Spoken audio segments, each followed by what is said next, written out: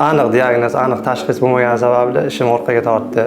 Yo'q, bu prosta gap desangiz, o'zim bilan ham yuzma-yuz uchrashishingiz mumkin. Ancha zo'r ideal holatda.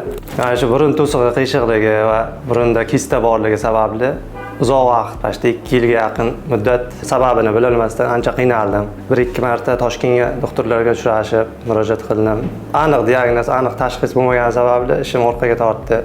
Odil akani topib, u kishi bilan uchrashganimda, rentgen qog'ozimga qarab aniq diagnoz qo'yib berdi. Hech qanaqa xavotirga o'rin yo'q, bu narsani kechiktirmasdan bemalol qilaverishimni tavsiya qildi. Va shu fursatni o'zida foydalanib, hayit arafasida operatsiya jarayonini boshlab, mana ko'rib turganingizdek natija ancha zo'r, ideal holatda. Oldingina nafas olyapman. Hech qanaqa og'riq, operatsiya jarayonini ham hech qanaqa o'tganini bilmayman. Operatsiyadan keyin bugun 1 hafta bo'ldi. Burun ichidagi qo'yilgan detallarni hozir olib tashadi. Erkin nafas olyapman. Hammasi zo'r. Odil akamga katta rahmat. Agar mabodo yana kimdadir shunaqa muammo bo'ladigan bo'lsa, bemalol muammolaringizni, shikoyatlaringizni aytib, bemalol ko'rishlaringiz mumkin. Hech qanaqa og'riq, qo'rqinchli narsa bo'lmaydi.